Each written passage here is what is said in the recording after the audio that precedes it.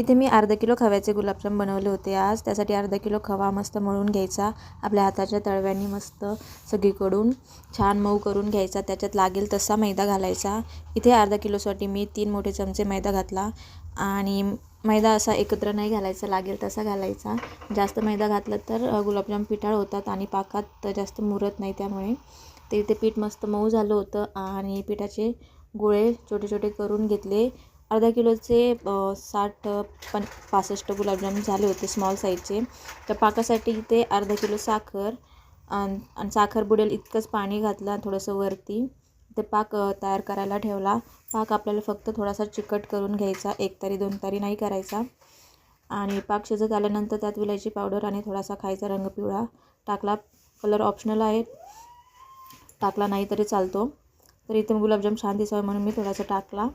आणि इथे तेल पण आपलं छानपैकी गरम झालं होतं। तर इथे माझ्याकडून जरा जास्तच तेल गरम झालं होतं, ते एवढं जास्त गरम नाही होऊ द्यायचं। तर त्यामुळे गुलाबजाम टाकले पटकन ब्राऊन झाले, डार्क झाले म्हणजे। आणि गुलाबजाम मला जरा जास्त डार्क आवडतात, त्यामुळे मी आणि इथे बघा खव्यामध्ये सोडा नव्हता घातला तरी मस्त डबल फुगले होते गुलाबजामुन तळल्यानंतर। तर इथे दुसऱ्या बॅचला व्यवस्थित टेम्परेचर होतं तेलाचे, म्हणून आधी मस्त गोल्डन ब्राऊन झाले गुलाबजाम छानपैकी।